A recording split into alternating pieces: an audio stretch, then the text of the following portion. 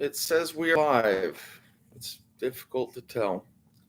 Trying this in the YouTube studio instead of on StreamYard, which is why instead of an icon, you get to see blacks.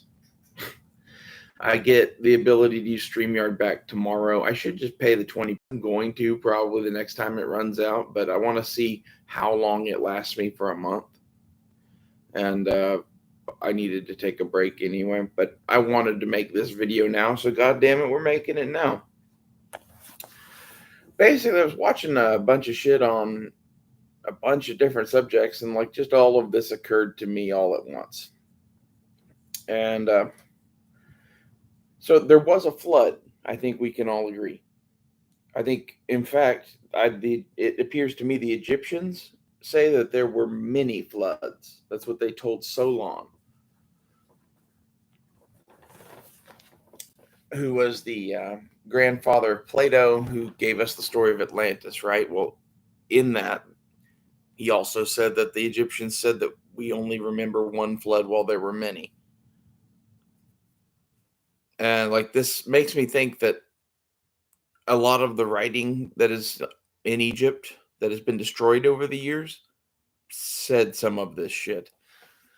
I think the writing that's left in Egypt is whatever the people that didn't like what was written there allowed to remain, basically. The Great Pyramid used to be covered in hieroglyphs. It was destroyed by Islamists, basically, as I understand it, somewhere in the 1200s. Much as, they destroyed ancient Sumerian sites in Iraq, much as they destroyed many other things. And I think it's this, that they don't want people to know whatever the truth is. And I think it's hidden in a lot of this shit. And this brings us to, in olden times, people went out exploring. And a lot of those ones from Europe said that they met white tribes all over the world. And I think that's really weird. I kind of want to circle back to that in a minute. But those people that kept saying they saw those white tribes also were under the impression that human life originated in Asia. I think it's pretty clear that from an evolutionary standpoint, we came from Africa. However, I think it's also pretty clear that culturally, we came from Central Asia. Somewhere between Israel and Iran, that's kind of where we came from. And like maybe that's where civilization started. I don't think so. I think maybe that's where the roots of the civilization that became the United States were.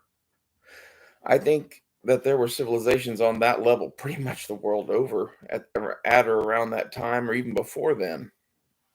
And I think this is kind of where the floods come in. It looks to me like there was an advanced civilization. I think a lot of people have said this. And all the stories of the flood and Noah and Gilgamesh and all this shit. I think for whatever reason, Africa was spared. And that's why Africa has all the megafauna and shit that it has, like elephants and whatever. And that's why it has this diversity of people that we don't have everywhere else. I think everybody else got wiped out to just a few family groups, and that's why we have races. I think that races are the start of divergent species, basically. And that happened as a result of being in isolation for so long. And now globalization is starting to undo some of this. And this is why you see a lot of racially based sexual shit. It's not a conspiracy or whatever. This is just in our DNA to like, we want to go fuck the pretty girls, and the pretty girls to us are the ones that don't look like the girls that are all around us. I think that's a lot of what's going on there. And in a nutshell, this is why this isn't going to be an issue much longer, Basically, this is a self-correcting issue. You know, slutty white girls and you know,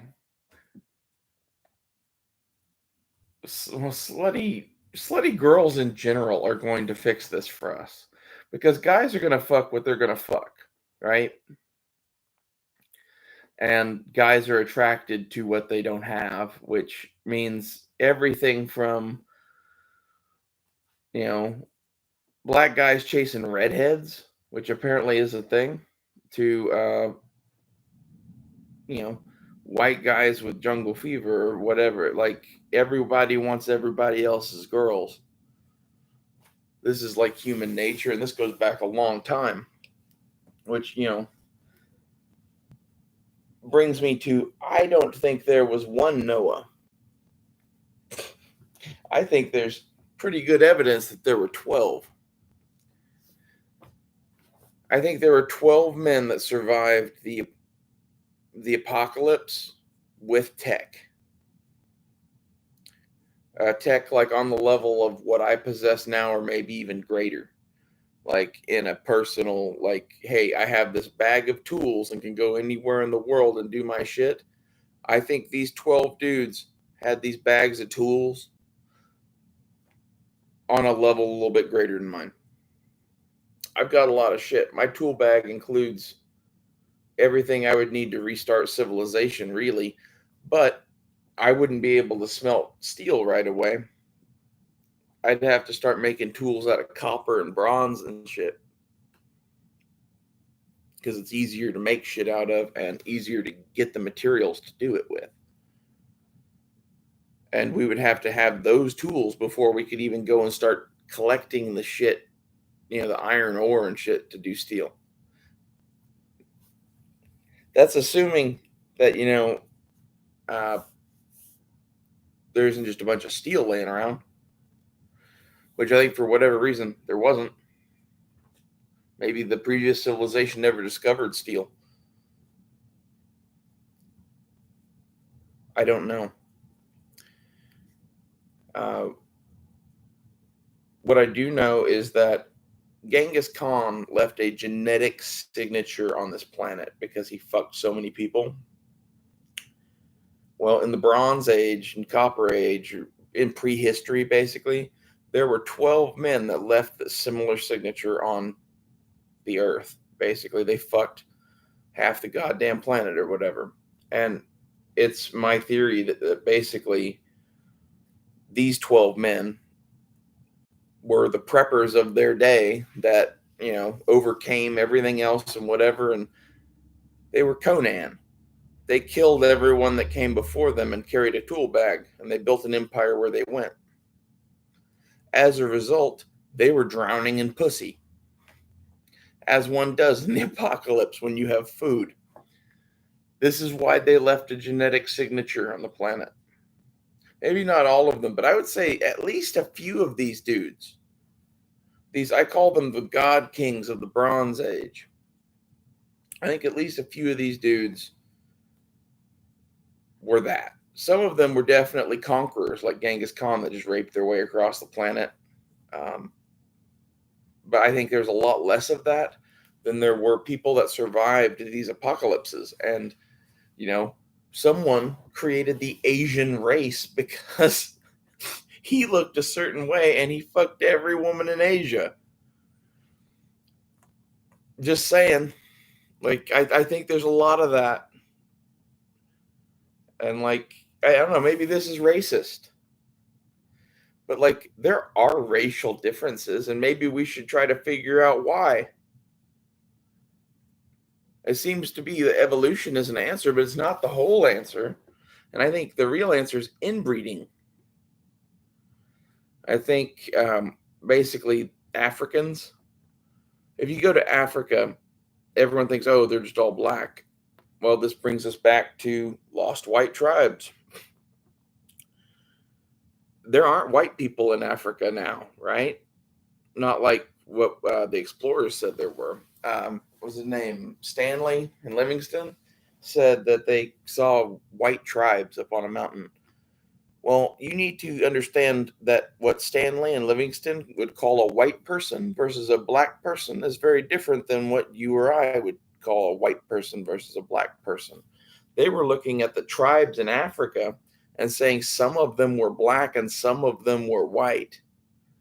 And they did this back in the 1870s or whatever, and then helped some tribes and didn't help others based on this. And basically all that like Rwandan genocide bullshit about, this tribe versus that tribe and all of that comes from this.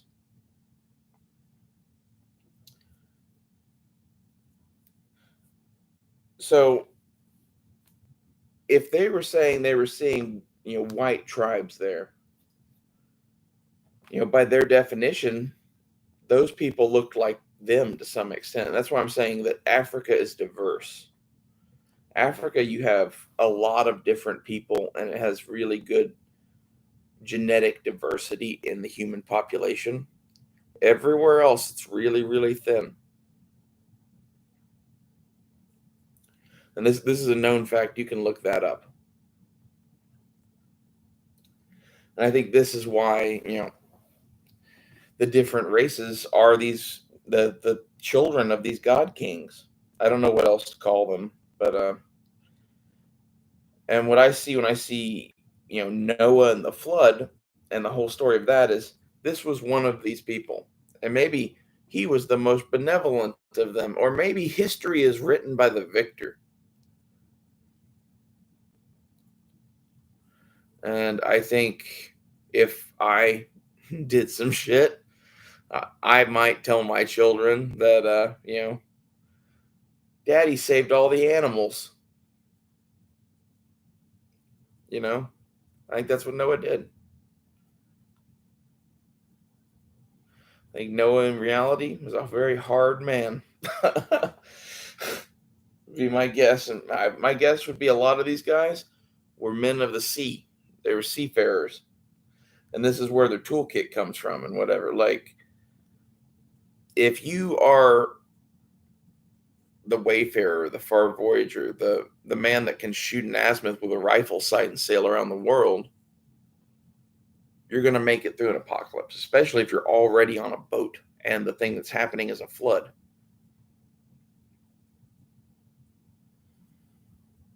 I think basically civilization was restarted by the pirates, and that's how you got all these tribes and shit. I don't know how to explain Africa. I think whatever happened in the world was so bad that it even threw Africa into upheaval, and just more people survived there and more animals survived there. But they ended up going back to the Dark Ages and having tribes too.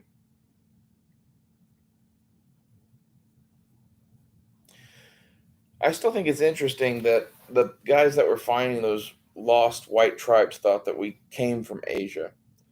Because if you look at the oldest shit we found now is in Göbekli Tepe in Turkey. And my hypothesis on that is not so much that that is a lost civilization or whatever, but let's say that all the legends are true. Noah's supposed to be the son of Enoch. Enoch, according to the Arabs, is the one that built the Great Pyramid. What if Noah's toolkit included his daddy's shit to fucking move stones? What if Göbekli Tepe is Noah's house?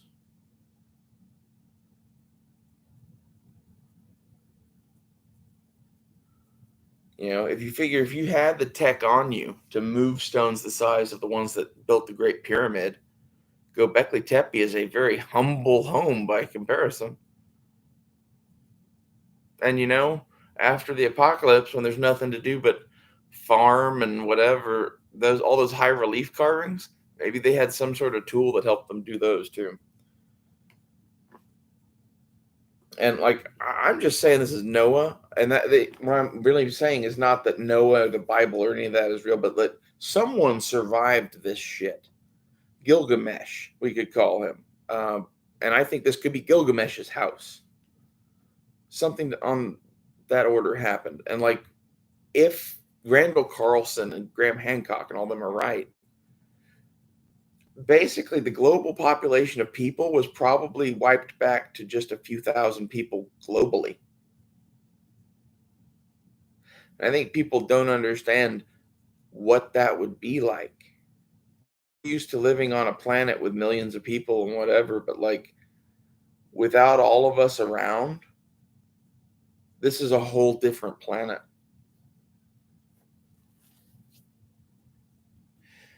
And the thing that I see in all of this is that there's definitely lost technology. Our government definitely knows more about this shit than us by a fair margin. And it looks like if anyone has Noah's toolkit, it might be the American government. And I think they might be playing with it. I think that's some of the Bob Lazar shit. I think Noah's Ark, quote unquote, might have been a fucking spaceship. I think all that bullshit in the Bible is just a bunch of made up BS. And that's kind of my opinion on most of the Bible. It's like there are nuggets of truth, but most of it's bullshit. And if you go look at other myths, there's other nuggets of truth that are much larger, in my opinion. And like this is where comparative religion and comparative mythology is. This is what I do, basically. I'm trying desperately to figure out what happened before 10 or 15,000 years ago, because shit did happen. We 100% know it. There were civilizations that could have risen and fallen in that time. And like, I think we're living in some of the evidence of it. And it's ridiculous to not pursue this shit, especially when at least the legends say shit like the Arab legends say that Enoch built the Great Pyramid. Our legends say that Noah was the son of Enoch. And he is supposed to be one of the ones that survived this. And then we just happen to find a giant stone megalithic site in Turkey, not very far from was it Mount Ararat, where the boat supposedly landed. And meanwhile, you can't go to any of these fucking places in reality anymore to even see them, because they've either been destroyed by fucking fanatics, or they're in countries ruled over by fanatics, or the people in the countryside just shoot white people when they show up. A bunch of that too. Like, there's secret shit that they don't want us to know. That's my supposition basically on all of this, is that there are deep secrets that they're hiding from us, and I don't know why they keep hiding them. It's plainly obvious to me that some of what I'm talking about here is true, and it includes everything from there being a past ancient civilization to Noah might have had a spaceship. Not all of this is true, but at least some of this is true. And that's what I would like to communicate to you guys. Is basically like, it's not this is what we know, but like, hey, we don't know a whole bunch of shit. There's no way to know a whole bunch of shit. And if someone is telling you X, Y, or Z, don't fucking believe it. At least question everything.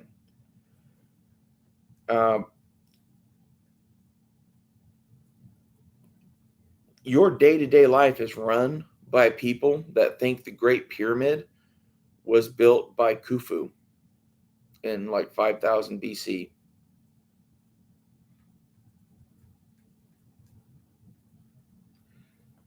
Let that sink in. The actual truth of where that pyramid came from is far more fascinating than any of us could fucking imagine. And someone knows this. Someone wrote that shit down that was on the outside of that Great Pyramid before they fucking tore it off. And that's the shit that I would imagine the Catholic Church has buried. I don't know what it said on the outside of the Great Pyramid, but if it was written by Enoch, I would go take a good gander at the Book of Enoch. I'm guessing it had some shit to do with that, and that's some alien shit. That's fucking crazy. You know, all the fucking people, ooh, the pyramids are made by aliens, blah, blah, blah. Well, I'm not saying they are or aren't. What I'm saying is it's very interesting to me that Enoch and his story really, as I understand it, has not changed much through time because it was not a canonical story or whatever. It was something people did by word of mouth or passed down copies of or whatever. And we have pretty decent old copies of the Book of Enoch, believe it or not, better copies than there are of the Bible, especially thanks to the Dead Sea Scrolls. And I don't know, it reads like wild science fiction. He talks about the Watchers. To me, when I hear him talk about the Watchers, what I see are the Roswell Greys. I think there's some sort of interdimensional passive observer servant of the creator, if I had to guess. They're like little robots that can go through dimensions that do things for God. And based on what was said in the Bible in the Book of Enoch and shit, maybe some of those rebelled. I don't know. That's hard to know. Like, and this is when I read shit. There's stuff I buy and stuff I don't buy. And what I see when I hear about Enoch and the Watchers and the Roswell Greys and all that, all I see is the same thing.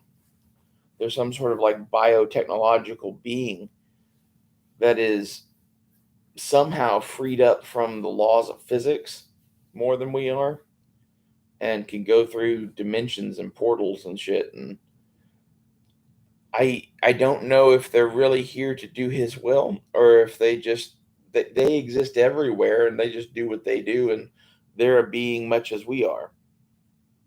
Could be. The cattle mutilations and shit could be they like cows and they come here and hunt them. Could be as simple as that. Or it could be that they are specifically cutting out parts of that cow and doing scientific tests for God, basically, for lack of a better term, whatever God is. I also think it's interesting that I saw a map of the Earth that was very interestingly drawn. It was a polar projection, basically. If you don't know what that is, that would be like a projection of the map, as though you're looking at the globe from the top. And it was very like flat earthy. And like I'm not saying the earth is flat.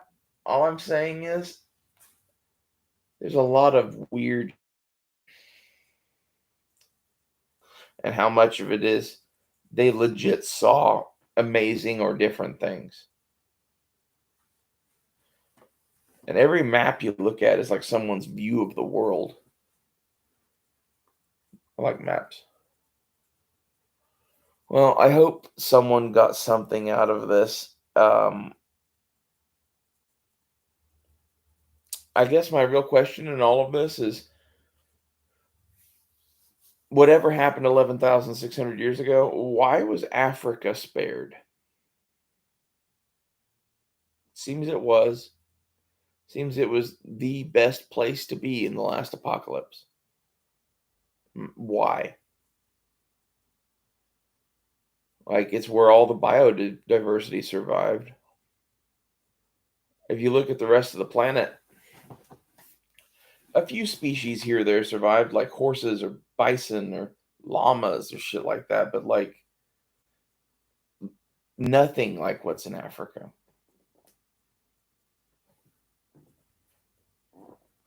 It's almost like the whole world got flooded except for Africa. I'll leave you on that note. Thanks for watching.